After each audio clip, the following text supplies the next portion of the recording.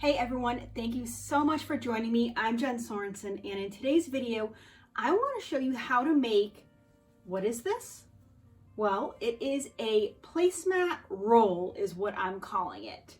And if we untie the ribbon that I have here and we roll it open, you can see here that I have these places to put, I just have a marker in here, your silverware. So you can put your silverware in here. I've got a bigger thing for like napkins or something. But basically it is something that you can use, put all of your utensils in, napkins, all of that, roll it up, tie it together and put it in a picnic basket, or in my case, often bring it to the beach to use for lunches, dinners, whatever you want. These could be great for parties, just kind of have everything, keep it safe, clean in one place.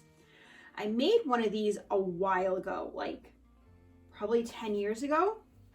And this is what it looked like. My mother has been using these for years. And I found this fun little like flip-flop fabric. And I made this so you can see it's well used. It's got the pockets in it. But I used ribbon for the binding for this. I don't know if I was in a rush or what I was doing. It looks ridiculous. So, and it's a little narrow. I think I just probably cut like fat quarters in half. This was my inspiration. So I'm throwing that one out the window, and I am upgrading it to this version that is much bigger, more like the traditional size of a placemat. Here's what you need to make it. You're gonna need a little marking device, hence why that was in here. For the backing or the outside, the inside, so this blue, and then the folder, the pink, you're going to need 1 yard cuts of each. So 3 1-yard cuts and some scrap batting will make 6 of these placemats. That's all we need. So I'm going to bring you down here onto the table. I've got things ready to cut. And I have some stuff pre-cut as well to show you what we're going to do. I'm going to bring you down and we're going to make these. They're really easy to make. These make fantastic presents for friends. These could be great for craft fairs if your kids have fairs where you need to raise money for something. I think there's a lot of good uses for this, and I'm excited to show you how I made them. Okay, first things first is I need to cut my backing fabric. I've got 2 here. I need 3 more, which is I'm going to get out of this length. Now I wanted to show you this tip because it's really easy to do when you're measuring something wider than your ruler. I have 2 rulers here. One that is the length of the fabric, and then I have another one. This one is 8.5 inches and this one is 9.5. So it allows me to kind of combine them because the width I want to cut this is 17 inches. So I do 8.5 plus 8.5, that's 17 inches. So I'm going to line up with the 8.5 inch line here on this square ruler. So I use this square ruler. This is what I use to wrap all my fabric and store it. Line that up with the 8.5 inch mark. And now I'm going to take this ruler and put it flat against the other one. And that's going to get me the most accurate cut on my fabric. I'm not going to rely on my mat, and I just moved that. Not going to rely on my mat. Reason being is I live in a very humid climate, and humidity, heat, all that stuff can impact the way, can impact your cutting mat. It can expand and contrast at times. And that's going to mean that these marks here are going to be slightly different at any given point in time. Your ruler's not going to expand and contract. It's just not. So we like to use our rulers whenever possible to cut. I don't know if you guys knew that little tidbit of information, but it just allows a better, easier cutting for us. Also, if you're constantly cutting on these lines, you're going to create these little divots, and you're not going to be able to kind of get your rotary cutter out of that. Now the next one, I need to do this. I believe I cut this, and I need to double check, at 12.5. I'm going to take one of these and double check. Yes, 12 and a half. So 17 by 12 and a half is what we're going to cut these pieces. So you can see I am lining up because this is 8 and a half. And I want 12 and a half, so I need to add 4 to this. I'm going to line it up and give this a cut. And that's going to give me my 17 by 12 and a half. And you can adjust based on whatever you have. I did 17 because I had 2 half-yard cuts for one of these, and it wasn't quite a straight cut. So I used 17 because I kind of had to, half yard is 18 inches, and I needed to do some adjustment. But make it your own. Do whatever you need to do.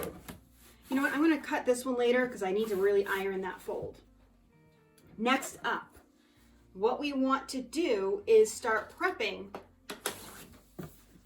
our little fold here.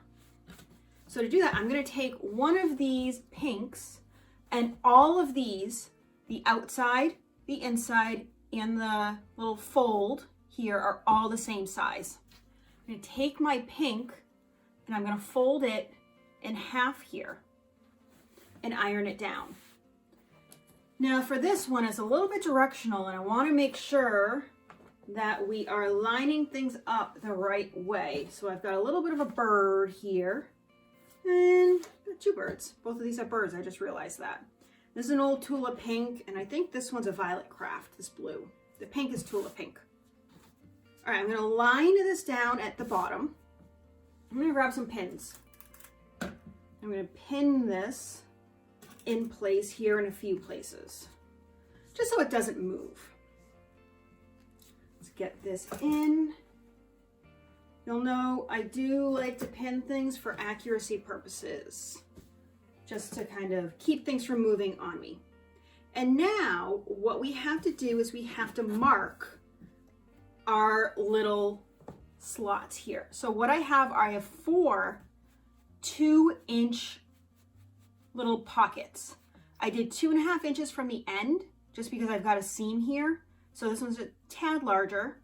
So I marked the first one at 2.5 inches, 2 inches, 2 inches, 2 inches. Then I did 5 inches, or I think I did 2.5 inches from this end, which left me with about 5 inches here. Because I figured this is good for a napkin or other stuff in there, whatever you want. Put like a lollipop in here, a little treat, chocolate bar, I don't know. Whatever you want to put in here. Granola bar, all of that. Play around with the different sizing that you see. Maybe play around and see what you typically use. I'm going to take my ruler here and I'm going to mark this off with a marking pen. This is water soluble. Do the first one at 2.5 inches. And I'm just going to kind of mark this out because I need to stitch this. And now I'm going to add a couple of 2-inch ones. And this is going to be my sewing line. We'll get that. We need another one. And this is, again, a water-soluble marker here. So that gives us 1, 2, 3. Let's do one more here, 2 inches. And this, to me, 2 inches is a really decent size for flatware, silverware. And then I'm going to take this side here and I'm going to go in 2.5 inches for that final one, serving, utensils, whatever. And you know what you could do? You could scale this up make it bigger for your grilling utensils. Okay, so now it's probably really hard for you to see.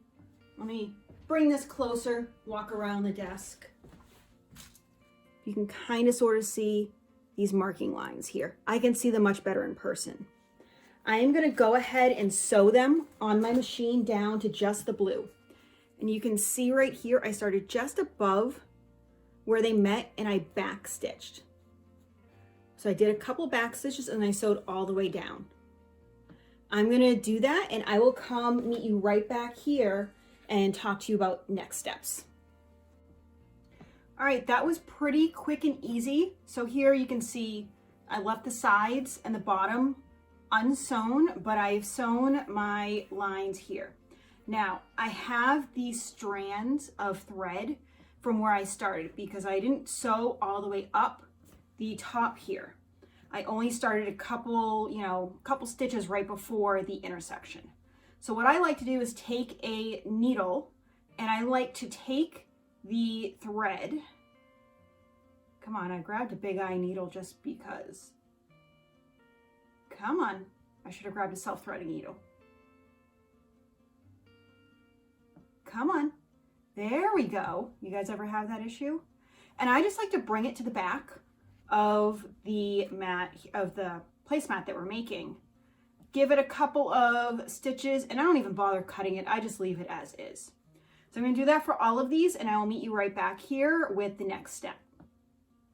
All right, I have pulled all of my extra threads to the back here and tied them. Now, I did backstitch here at the points where the folded fabric meets the backing fabric here. So that's going to secure the threads pretty well, but I like to be extra cautious.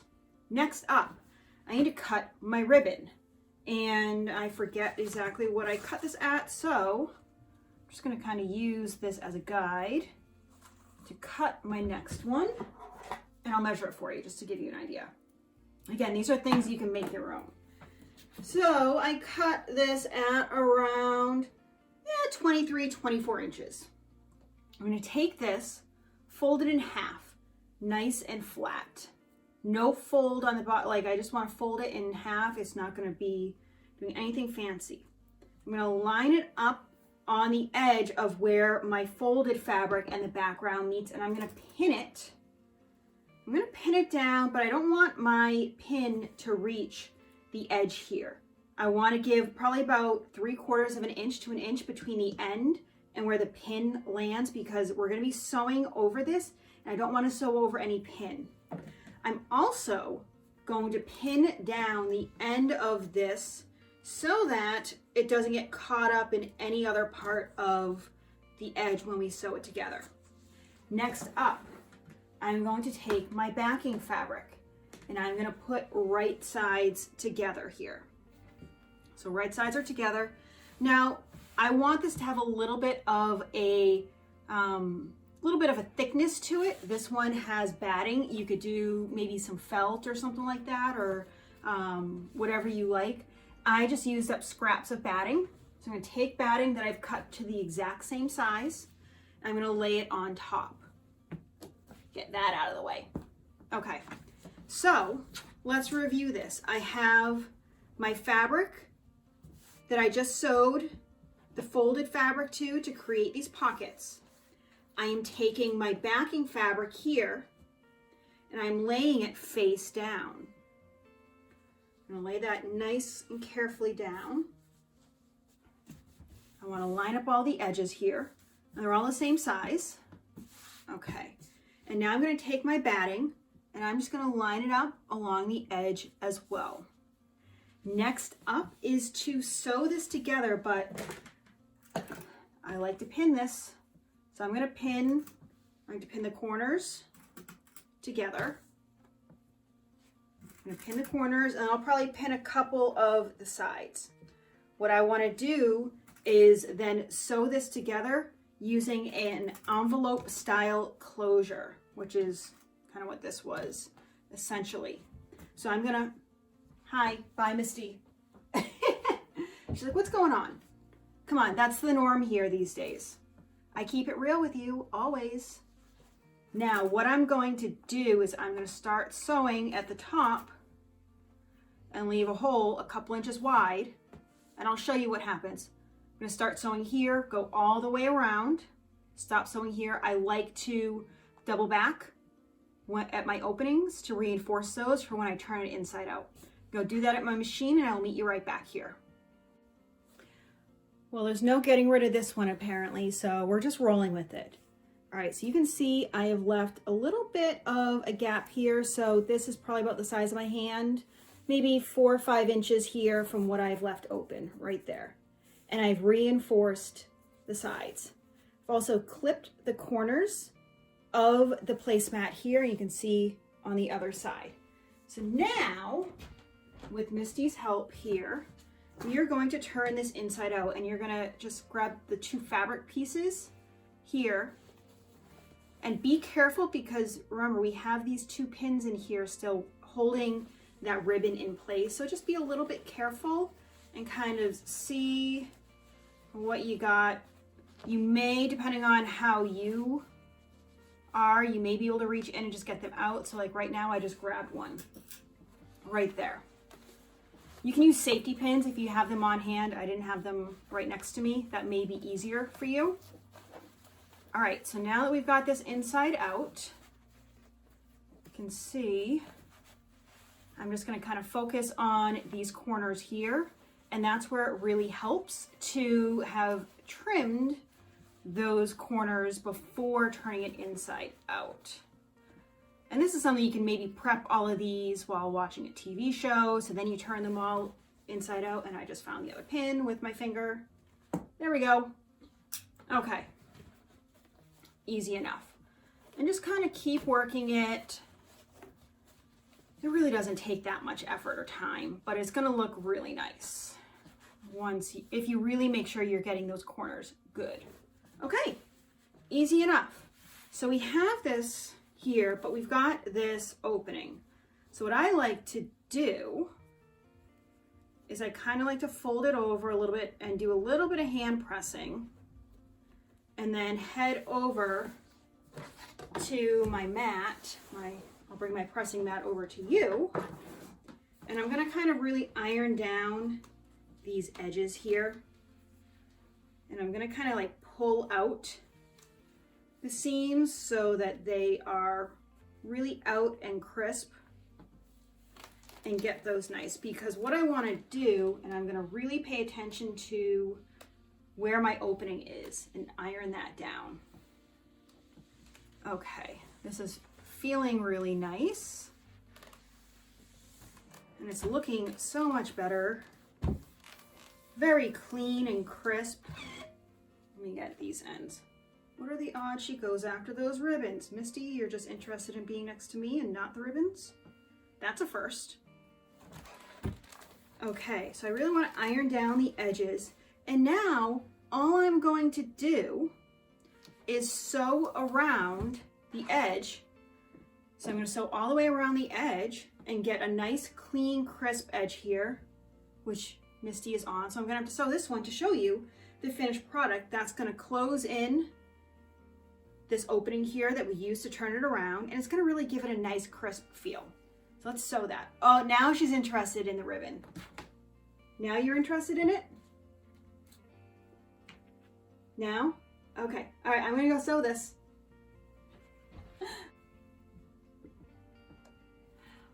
All right, this is all sewn together around the end, and I'm really happy with how this new version has turned out. I just sewed about 1/8 of an inch. Yeah, 1/8 of an inch around the edge. I kind of reinforced a little bit right here where the ribbon is, and you can always kind of, you've seen the lighter method where you kind of burn the ends to seal them. I like clear nail polish just because I don't want to burn things more. If you need to seal the ends there, you could use bias tape, whatever you want, however you want to close it, but it's just nice to have that attached. So we've got our finished placemat. I'm going to make a few more of these to have a set. Perfect gift for Mother's Day, which is what I think this might be. So I've got that ready to go. This is perfect to just roll up and pack, whether you're heading on a picnic, to the beach, the mountains. They're lightweight, they're washable. You may also want to do kind of a double tack in the back here to attach the backing to the front. I find it's not necessary, but you do what do you think, Misty? What should we do? All right. Say hi. Hi, Misty. Okay. So I've got my set here. You can mix and match colors. You can kind of play around with the way that they're organized because you're using the same size for your backing, your backing, which is what I have for the blue, your innard and your fold and the batting are all cut the exact same size. And I'll put all the dimensions in the description below just so you can see. But overall, yeah, this was a super fun, easy project. Great for, as I said, gifts or craft fairs. If you make one, let me know what you think. Are you someone who loves to go to the beach like I do and could use something like this? Or, you know, is this something that might get used, may not? I could even see this for like work. If you just want to kind of shove a bunch of things in there and throw it in your bag. Could be a nice little thing. But please let me know if you make something like this, if you have questions. Otherwise, I hope this has inspired you to create something beautiful. Get out there, have a fantastic day. I will see you real soon.